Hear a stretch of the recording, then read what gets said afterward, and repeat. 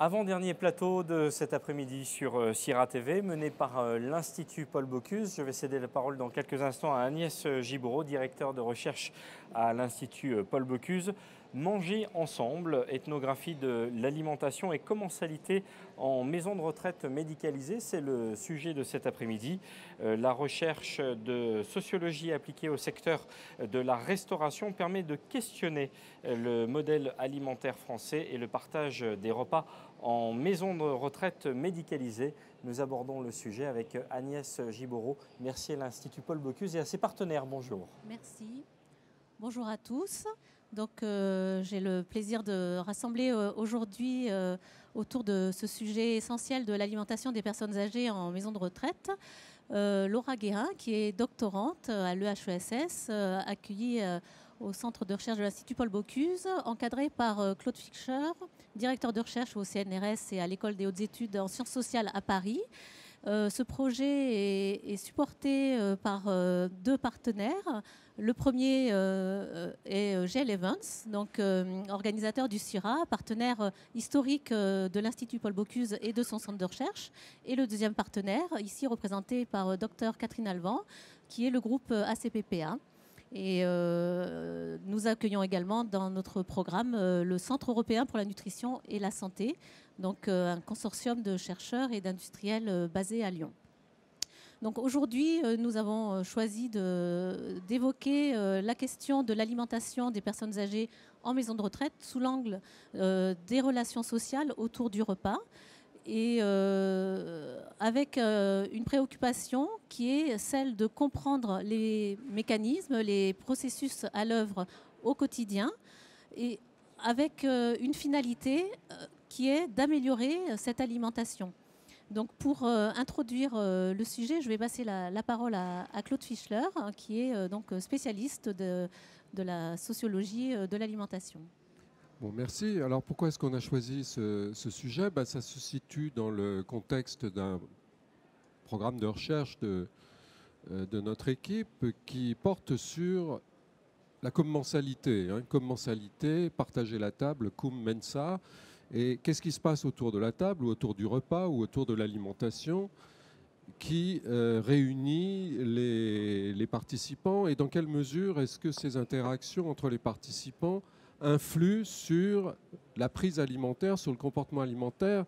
Vous savez que si vous parlez aux médecins nutritionnistes, ils ne regardent que des individus, des organismes individuels qui consomment, qui font des choix et qui consomment des ingrédients ou des nutriments, lipides, glucides, vitamines, etc. Mais dans la réalité, c'est pas comme ça que ça marche. Il n'y a pas d'individu absolu. Il y a des gens qui sont pris dans des familles, dans des institutions, dans des rituels, etc. Et nous savons, par ailleurs, aussi bien dans les cantines scolaires que dans les repas d'adultes, que ces interactions, c'est probablement l'un des facteurs les plus importants pour orienter et influencer la prise alimentaire. Ce qu'on mange, c'est beaucoup en fonction des autres. Si vous mettez un homme avec une femme à table, la femme va manger moins, ça a été expérimenté. Si vous mettez un obèse avec des maigres, l'obèse va manger moins.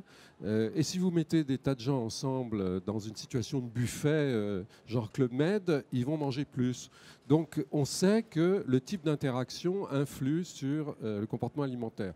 Qu'est-ce qui se passe en maison de retraite? Surtout dans une culture comme la nôtre, où le rituel du repas est une chose qui est encore beaucoup plus importante que n'importe où ailleurs. Les Français sont ceux de toute l'Europe, même du monde développé, qui mangent le plus à heure fixe. Qui passent tous les jours à 13 h, vous avez la moitié des Français qui sont en train de manger. Si vous allez en Grande-Bretagne, à 13h10, c'est là qu'il y a le plus de gens en train de manger en même temps, mais ils sont 17,5%. Je veux dire, on a un schéma sociologique, social, culturel, collectif de consommation qui est incroyablement ancré, et on passe plus de temps à manger chaque jour que n'importe qui sur la planète. Et c'est peut-être paradoxalement ça qui fait qu'on a moins d'obèses que partout sur la planète ou que partout dans les pays de niveau de développement équivalent, malgré ou à cause de. Alors, la maison de retraite, ça concerne de plus en plus de gens dans nos générations. Voilà, la structure de la démographie, c'est un problème essentiel pour les gens qui avancent en âge comme moi, ou pour ceux qui ont des parents âgés, enfin pour tout le monde. Et donc l'idée d'aller voir comment ça se passe en maison de retraite nous est venue assez tôt. Et grâce à l'Institut Paul Bocuse, à GL Events, on a mis en place une convention, ça s'appelle une convention CIFRE, qui nous a permis de financer la thèse avec la participation de nos partenaires. Donc, Laura va vous raconter comment ça s'est passé et les surprises qu'elle a eues peut-être. Parce que les choses ne sont peut-être pas, ne correspondent peut-être pas nécessairement à ce qu'on avait en tête au départ. Bonjour à tous. Donc oui, je vais vous présenter plus spécifiquement donc mon travail de thèse. Je voudrais faire quelques remarques introductives. Déjà qu'en sciences sociales, les études en sciences sociales qui sont intéressées aux maisons de retraite médicalisées, on parle ici d'EHPAD, je ne sais pas si vous en avez entendu parler, c'est-à-dire d'établissements d'hébergement pour personnes âgées dépendantes. Eh bien, ces études qui se sont intéressées aux EHPAD ont toutes souligné le statut particulier du repas comme une des dernières occasions pour les résidents d'être insérés dans un temps social. Alors, si on peut dire que le repas est un moment déterminant dans l'institution qu'est l'EHPAD, c'est parce qu'elle s'inscrit dans un certain nombre de vocations principales de ces établissements, à savoir d'un côté le soin, puisque c'est des personnes qui sont accueillies médicalement, mais aussi de l'autre côté l'hébergement. Donc certains auteurs ont parlé de l'entretien et de la réparation des corps des résidents, qui intervient aussi à table. Et de l'autre côté, cette idée de recréer un dernier chez soi. Finalement, on va voir ensemble comment le repas recrée une socialité à minima au quotidien. Alors, tout d'abord, le repas en commun en EHPAD s'inscrit dans un travail d'accompagnement professionnel quotidien. Et c'était l'objectif de ma thèse, c'était de décrire en fait cet accompagnement très fort, puisque les personnes accueillies, comme nous allons le voir, sont aujourd'hui de plus en plus âgées, de plus en plus dépendantes, et le temps d'hébergement est aujourd'hui aussi de plus en plus court. Donc, prendre en compte le repas, c'est aussi prendre en compte cette temporalité très réduite. Autre remarque, si on s'intéresse aux études en sciences sociales qui ont posé la question de ces maisons, on se rend compte qu'elles sont d'abord intéressées à la chambre comme un lieu du soin du corps et ont délaissé le repas. Et l'idée de cette thèse, c'était au contraire de prendre le repas comme un objet d'étude à part entière. Donc, quelle est ma méthodologie d'enquête au cours de cette thèse ? Eh bien, en fait, entre septembre 2012 et décembre 2014, j'ai passé 7 mois dans 3 EHPAD, 2 en région lyonnaise et 1 à Paris. Et j'ai fait ce qu'on nomme des observations participantes, c'est-à-dire que j'ai pris part à la vie de l'EHPAD, notamment en servant le repas tous les jours, le déjeuner pour la plupart du temps, mais aussi le goûter. Je me suis aussi intéressée à la vie quotidienne pendant, mais hors des repas, puisque pour comprendre aussi le statut particulier de ce moment, il était intéressant de voir ce qui s'y passe quand on ne mange pas en EHPAD. Et au service à table, j'ai aussi progressivement ajouté d'autres activités, comme par exemple ma présence aux animations de l'après-midi, mais aussi aux réunions d'équipe, qui m'ont permis de voir aussi quelles étaient les problématiques qui étaient soulevées à ces moments-là au niveau du repas. Comme on va voir la question de la dénutrition aussi des résidents, cette idée de comment on fait manger les résidents, comment on s'assure qu'ils ont terminé leurs assiettes, tout en faisant de ce moment un moment de plaisir. Donc l'idée, c'était bien de décrire différentes manières de faire manger les résidents et l'attention aux gestes et aux interactions à table ont pris une place importante donc dans mon travail. Alors pourquoi s'intéresser au repas aussi ? Parce que dans la vie quotidienne de l'EHPAD, quand on entre dans un EHPAD, on se rend très vite compte qu'on mange très souvent en EHPAD, que le repas a une place centrale. Je vous propose une petite description. Vers 11h40 en EHPAD, les ascenseurs frôlent souvent la surchauffe. Pourquoi ? Parce qu'à tous les étages, les résidents attendent de regagner les différentes salles à manger situées au rez-de-chaussée le plus souvent. Agglutinés les uns aux autres, ils sont nombreux à ne pas savoir exactement où ils vont ni pourquoi faire.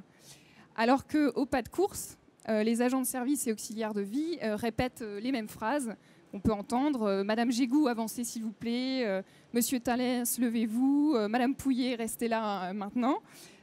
Pourquoi ? Parce que c'est bientôt l'heure de manger. Donc ça, c'est forcément des descriptions qu'il faut prendre en compte, je pense, quand on s'intéresse au repas. On disait ne plus s'intéresser seulement à des individus ou à de l'aspect nutritionnel de l'assiette, mais de voir dans quel contexte ce repas a lieu chaque jour. Et c'est vrai que souvent en mutique ou prostré, les résidents ne saisissent pas toujours exactement la raison de ce soudain remue-ménage. Pourtant, afficher au mur des plans de table destinés aux professionnels de l'institution renseignent la place et le régime alimentaire de chacun d'entre eux.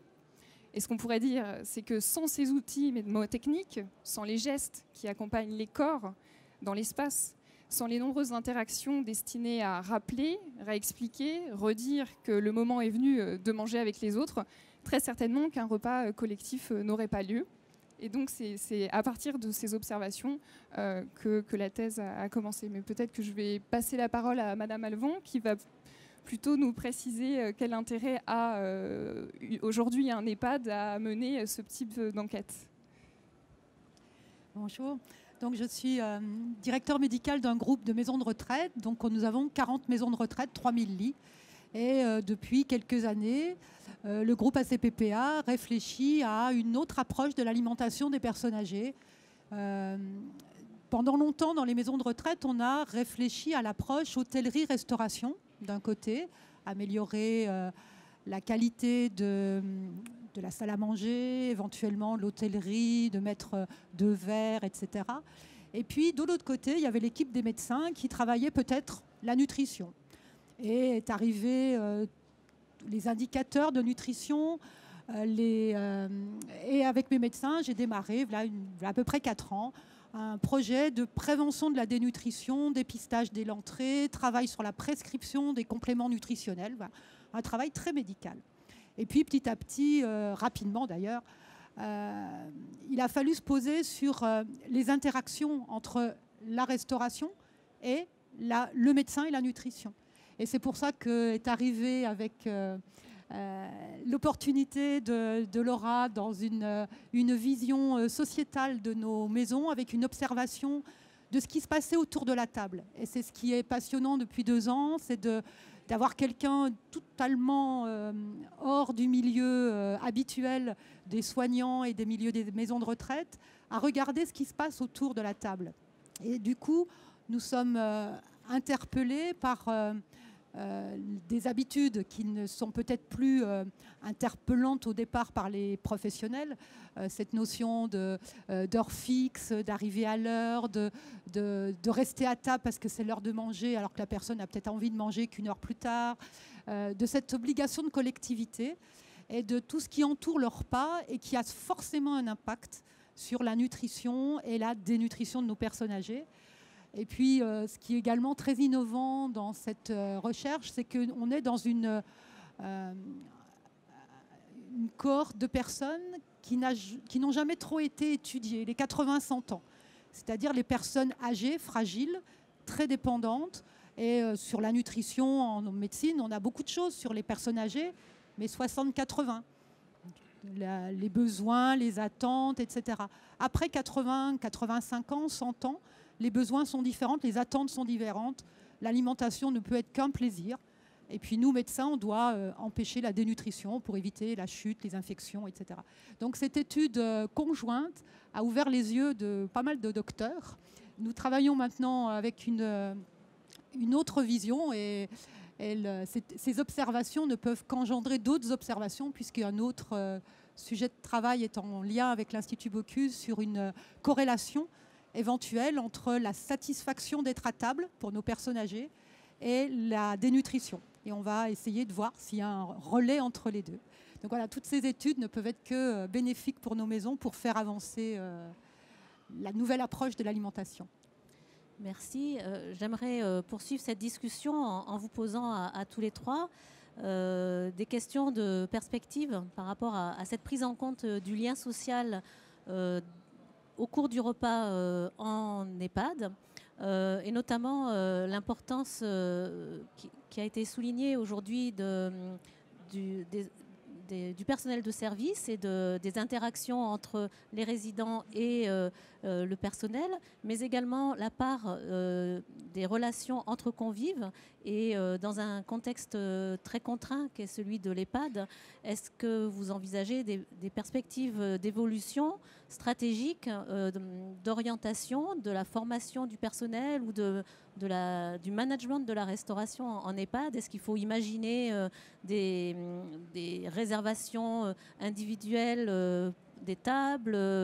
Est-ce qu'on peut avoir un suivi plus personnel des affinités entre les uns et les autres? Comment s'assurer qu'au long de la vie en EHPAD, les résidents gardent une motivation aussi renforcée par du lien social positif?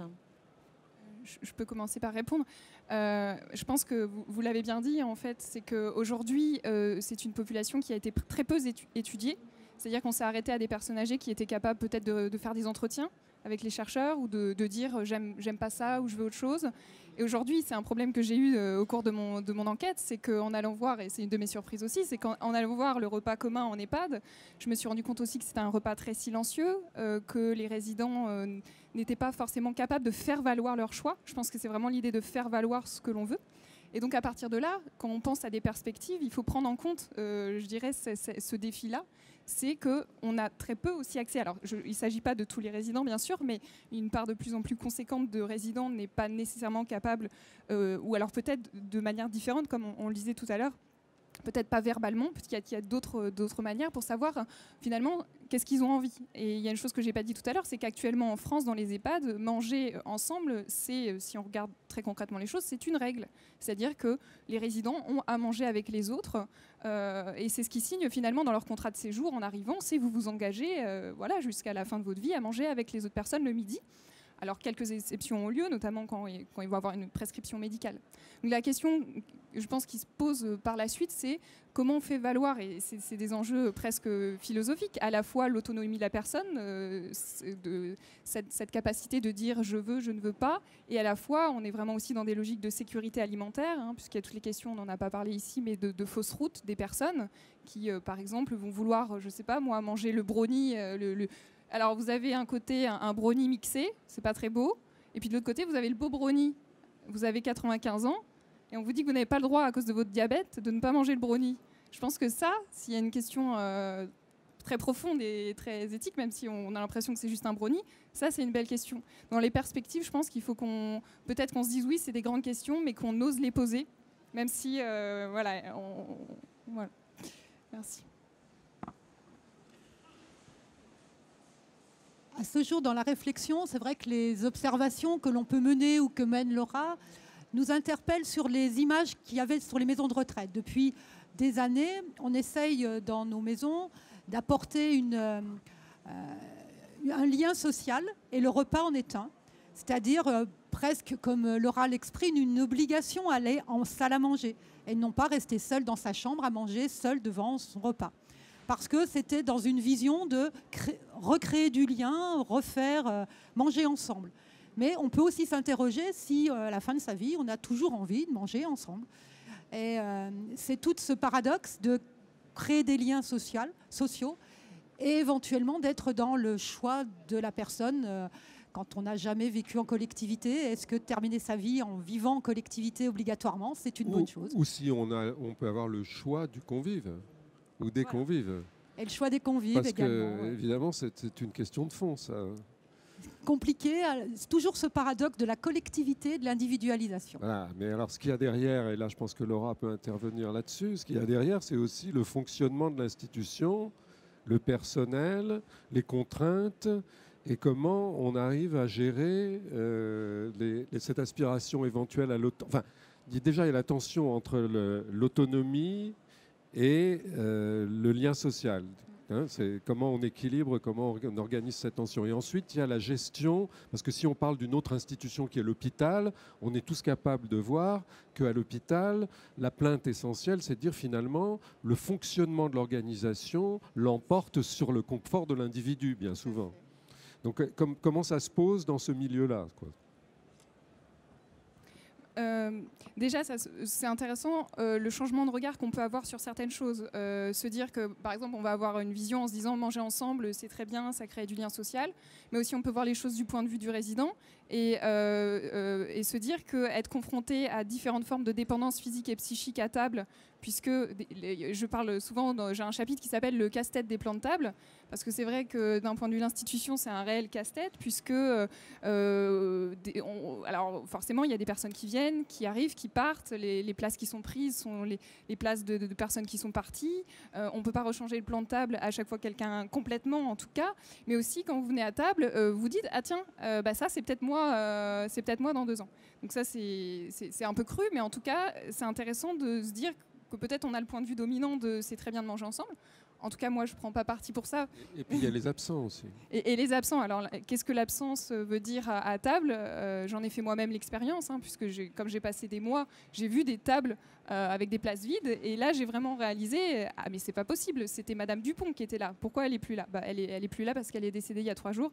Et là aussi, en tant que chercheur qui s'implique dans une recherche de type ethnographique, on éprouve nous-mêmes ces sentiments.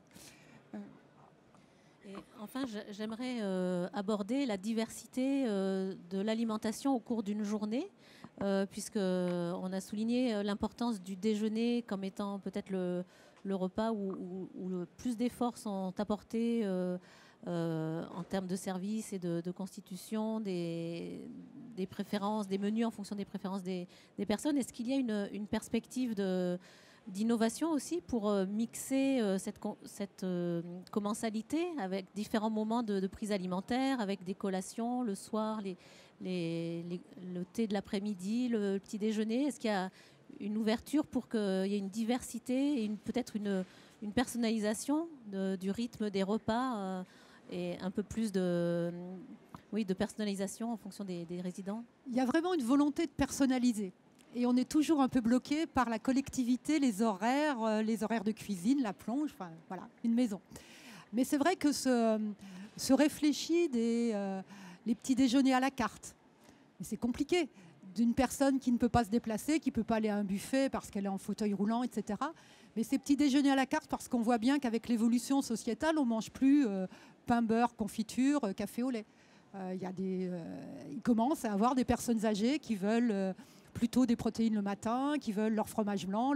Voilà. Donc il faut y réfléchir de la même façon que la collation du soir, puisque il y a une forte réflexion sur les horaires des repas. On mange tôt, comme dans toute collectivité, hôpital, maison de retraite, même si on fait des efforts de manger.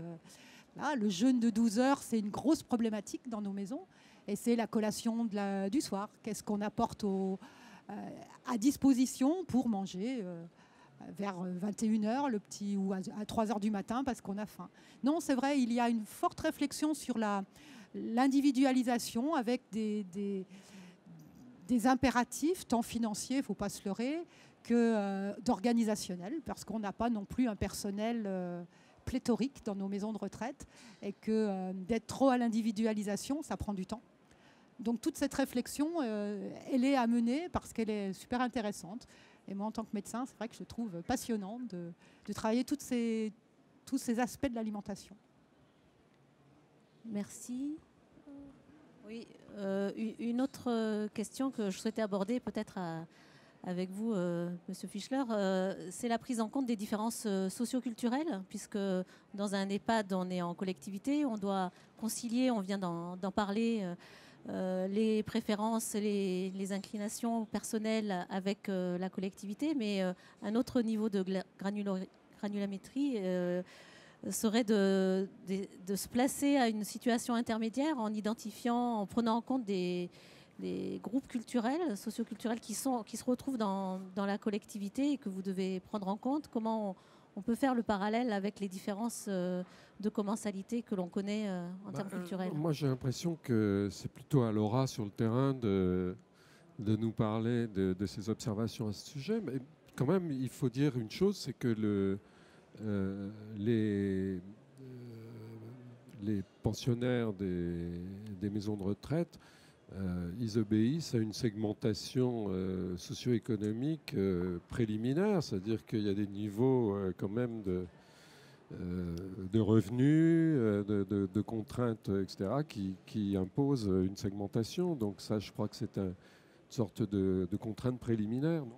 Oui, j'ajouterais même que historiquement, on rentrait à l'hospice pour des raisons économiques. Hein. C'était le vieillard indigent qui allait à l'hospice. Aujourd'hui, on ne rentre pas à l'EHPAD, on rentre à l'EHPAD pour des questions d'ordre de dépendance psychique et physique. C'est ça la distinction qui se passe. Donc c'est intéressant de voir que c'est plus forcément des personnes qui ont, je dirais, des situations sociales, économiques compliquées. Mais par contre, le corps, lui, pose problème. Or, le corps, quand le corps fait problème, il floute aussi toutes les distinctions socio-culturelles. Vous allez pouvoir être commissaire des comptes toute votre vie, et puis on vous donne à manger à la cuillère quand même. Et sur ça, je pense qu'il n'y a pas de distinction sociale, ou très peu. Très bien. Souhaitez-vous ajouter des éléments d'ouverture ou de conclusion ? Il nous reste 2 minutes, je crois. Alors, je crois qu'on peut revenir sur cette affaire. Ce que disait Laura, c'est que historiquement, l'EHPAD correspond à une modernisation